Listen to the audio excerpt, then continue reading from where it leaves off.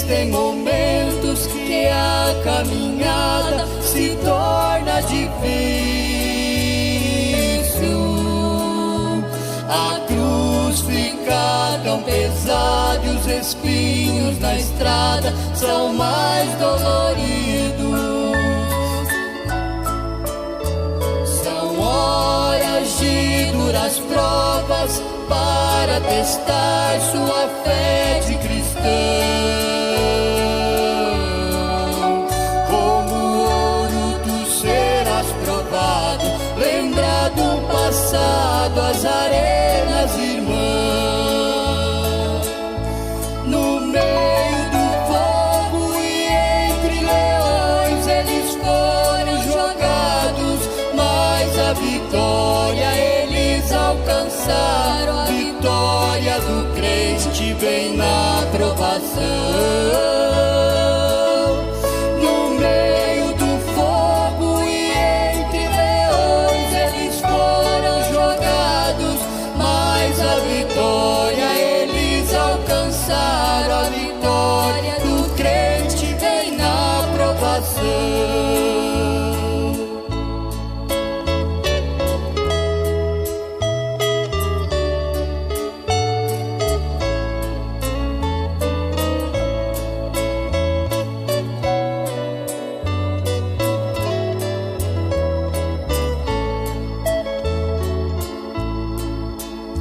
Sofreram torturas cruéis, mas não negaram a fé em Jesus Cristo.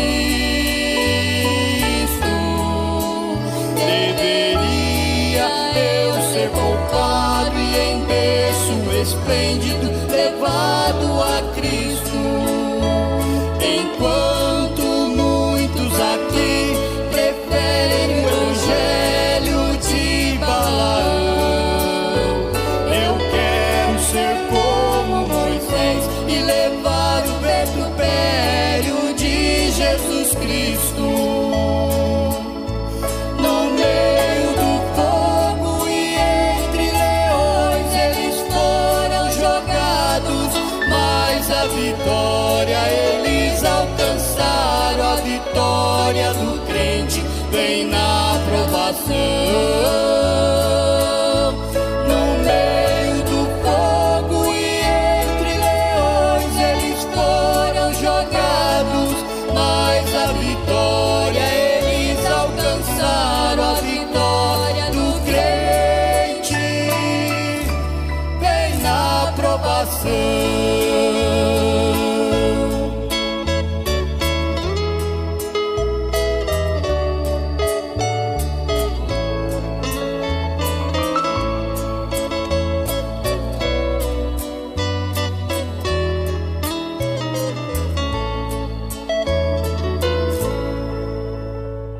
Tudo tem o seu tempo determinado, e há tempo para todo propósito debaixo do céu.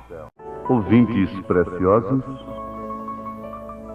receber a recompensa de profeta, logicamente, segundo o que Jesus Cristo afirma, é para quem recebe um profeta na qualidade de profeta. Não simplesmente na qualidade de um pregador, de um homem de Deus como os demais, mas é para quem recebe o profeta na qualidade de profeta. E uma das recompensas de profeta é enxergar as coisas de Deus, passado, presente e futuro. Um dia, Isaías se pôs de pé e viu uma virgem conceber e dar à luz um filho. E esse filho ser pai da eternidade. Ora, um filho sendo pai da eternidade, príncipe da paz, vê como pai, ele é pai da eternidade, como filho ele é príncipe. Ele viu esse filho forte, poderoso, com esse nome maravilhoso, mas ele viu também a esse filho no madeiro, no Calvário, desprezado.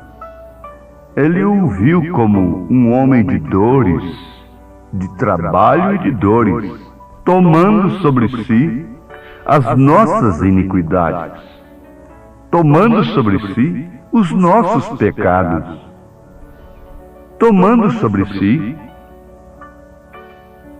as nossas doenças, e pelas suas pisaduras fomos sarados. Isso é mensagem de profeta. Isso é visão de profeta.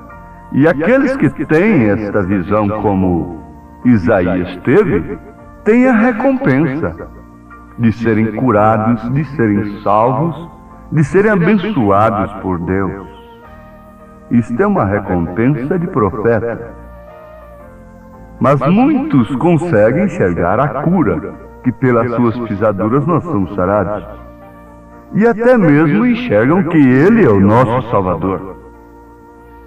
Mas não podem ver o milênio, não podem ver as coisas futuras. Porque se pudessem vê-las, viveriam por elas. Não viveriam pelas terrenas, mas sim por aquilo que estavam vendo. Os profetas viveram por aquilo que eles viram. Eles deram suas vidas por aquilo que eles viram. Mas o fato que nos chama a atenção nesse instante é este que o profeta destaca na era de Pérgamo, na sua mensagem à era de Pérgamo. Ele cumpriu naquele tempo tudo que estava escrito dele, porque ela aceitou sua palavra para ela. Eu gosto muito que a coisa fique bem entendida.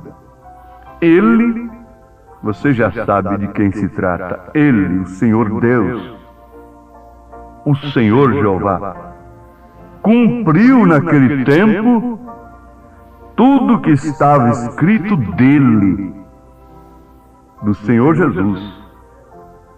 Porque ela, Maria, né, aceitou sua palavra para ela.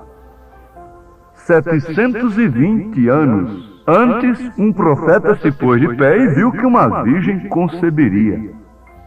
E quando aquilo veio para uma moça que não era a Miss da cidade, nem da nação, nem do universo de então, mas era uma jovenzinha pura, santa, comprometida com um viúvo, um velho chamado José.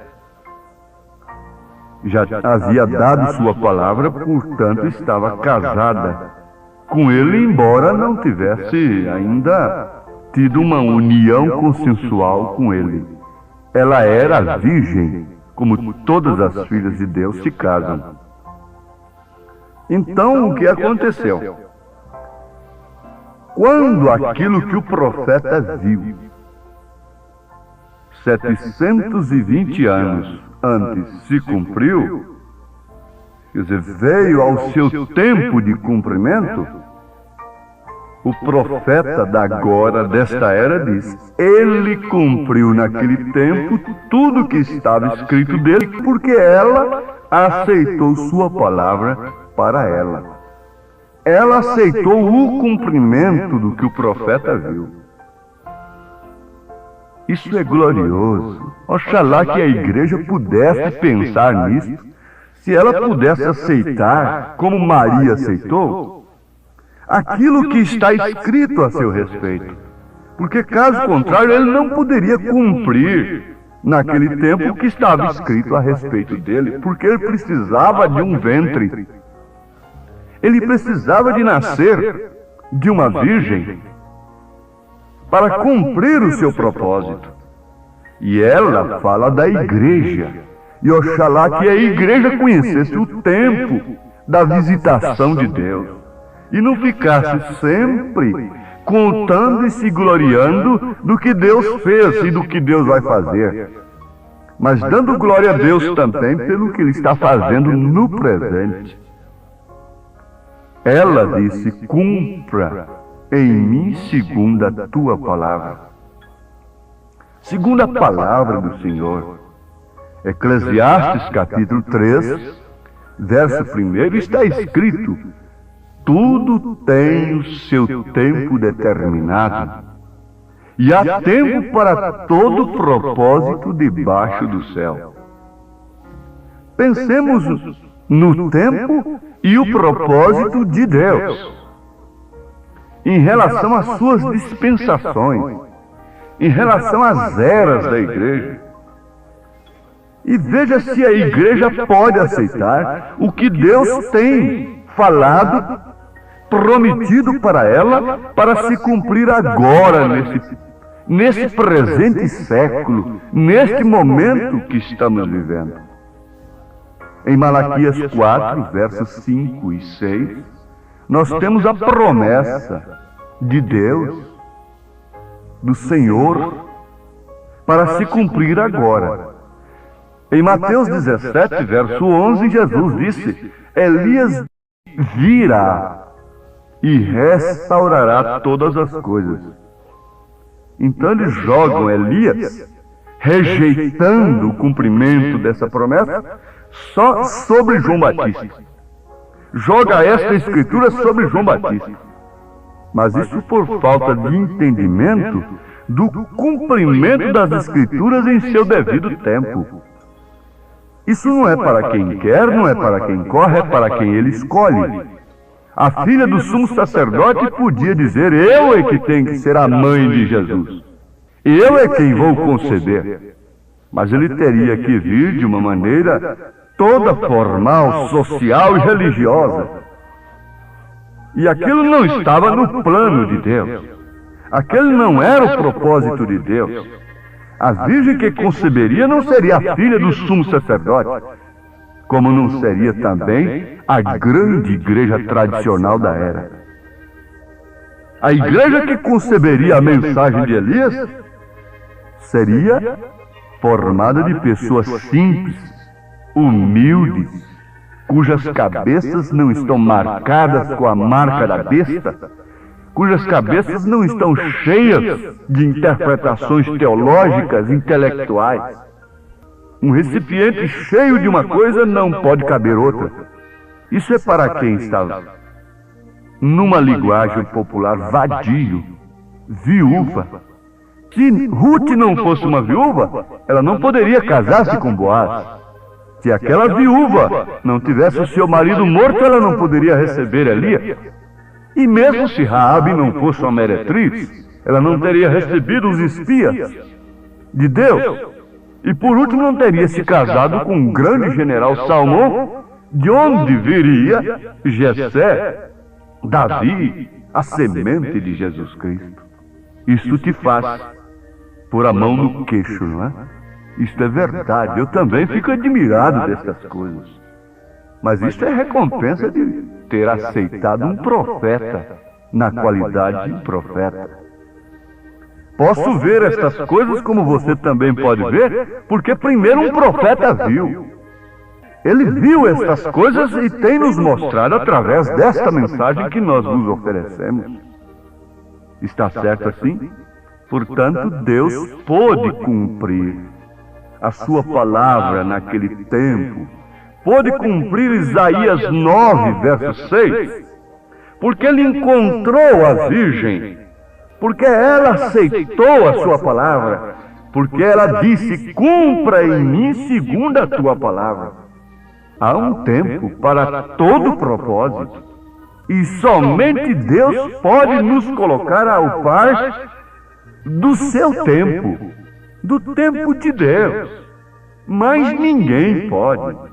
Pedro nunca teria dito: tu és o Cristo, Filho de Deus vivo, se o Pai não o tivesse revelado.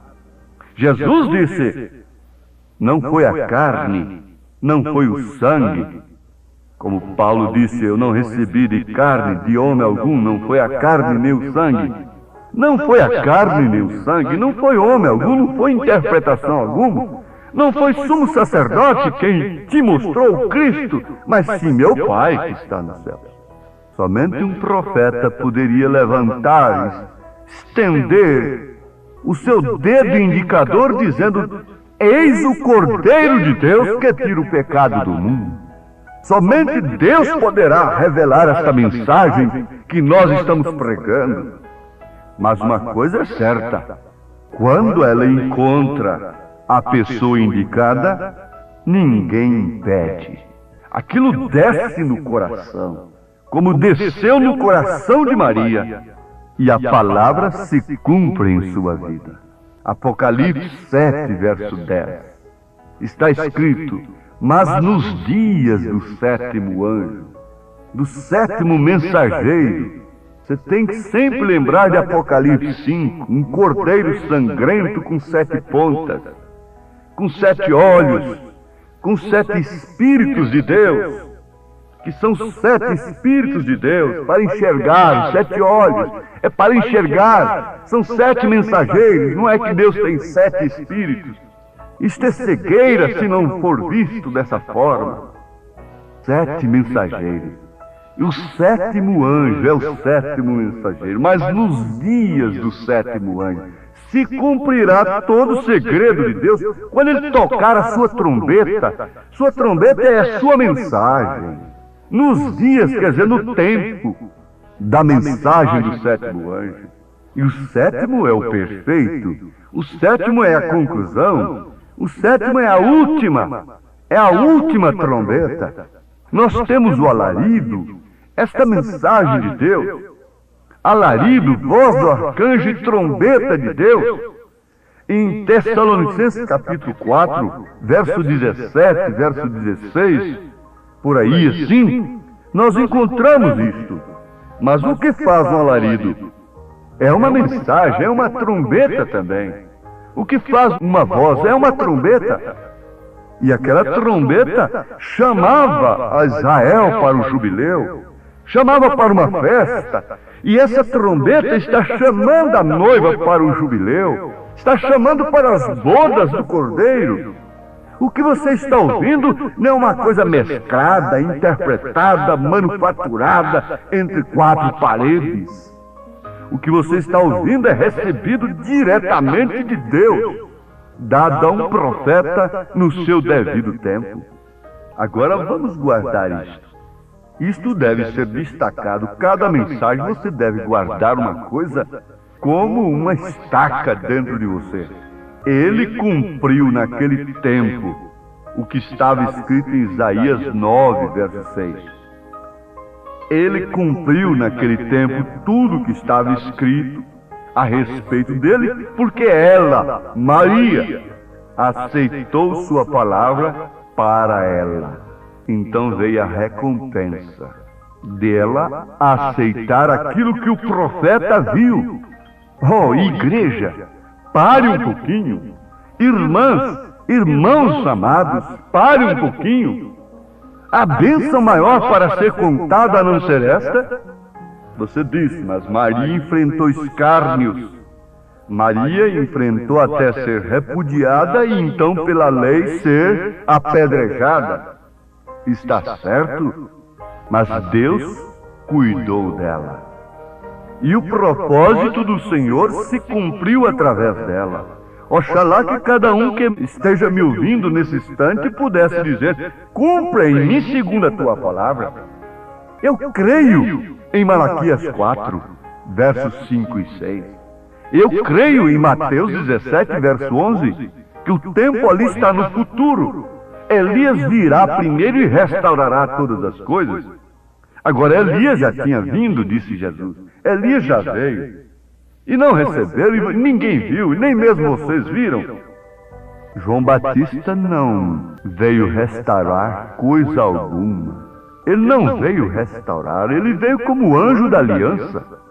Ele veio entre um pacto e o outro. Ele veio para fazer a ponte do Velho Testamento com o Novo. Então, como profeta do Velho Testamento, ali estava, os profetas durariam somente até ali, até João, a lei. Mas Jesus disse: eu vos enviarei profetas, e vocês os apedrejarão, vocês os rejeitarão. E o próprio Jesus Cristo foi um profeta da graça. E o próprio São Paulo foi um profeta aos gentios. Ah, mas os profetas duraram somente até João. A lei e os profetas. Eu digo, a lei acabou? Não. A lei é imutável. A lei não acabou. A lei não acabou ali. Ela simplesmente foi cumprida por Jesus Cristo para nos dar graça. Pela graça nós podermos cumpri-la de uma maneira muito mais fiel, de uma maneira muito mais correta, de uma maneira que não é legalista, mas sim pelo próprio Espírito. Tendes ouvido, não adulterarás. Eu, porém, vos digo, aquele que cobiçar uma mulher no seu coração já adulterou com ela. Ficou mais difícil do que na lei, porque na lei ninguém podia dizer: você cobiçou a mulher, você olhou e cobiçou-a. A lei condenava quem cometesse o ato. Aqui nós temos uma força muito maior, temos uma recompensa muito maior. Mas como se pode enxergar estas coisas? Como se pode ver uma virgem conceber? Isto é loucura. Como se pode pensar que Deus enviaria um profeta nesta era? Em todos os tempos passados, nenhum deles foi reconhecido pelo sistema religioso do dia. Depois que passa o tempo, eles canonizam os profetas de Deus. Eles os chamam de santos, mas na era, no tempo em que eles se manifestam, eles os matam.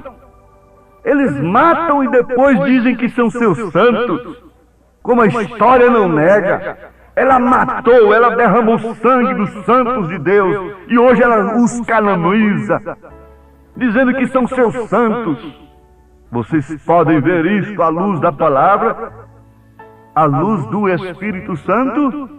Ele cumpriu naquele tempo tudo o que estava escrito dele, porque ela aceitou sua palavra para ela. Aceite agora, para você individualmente.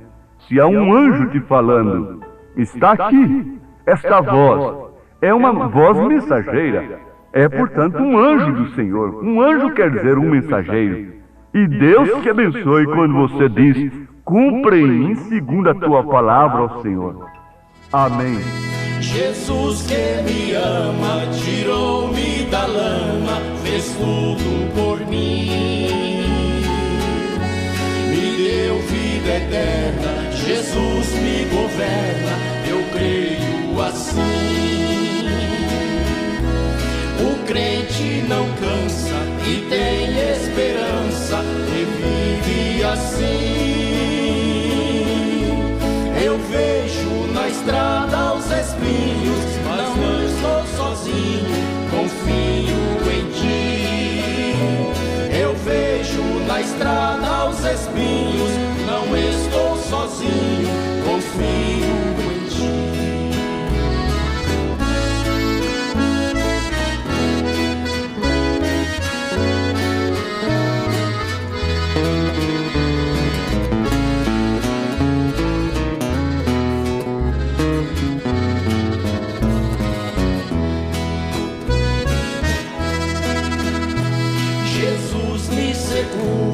Na minha jornada, não deixa eu cair. A luta é pesada, mas já estou na estrada e vou prosseguir. Eu não tenho medo, em tudo percebo sua proteção. Eu vejo na estrada os espinhos, não estou sozinho, confio em ti.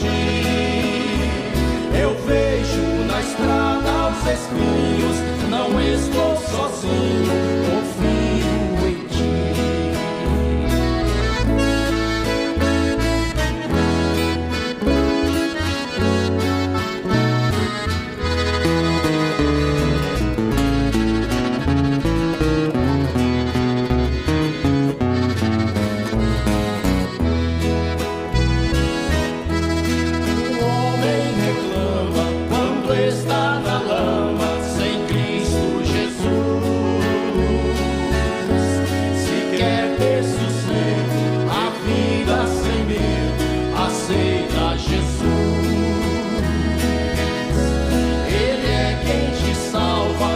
livra a tua alma, eu creio assim. Eu vejo na estrada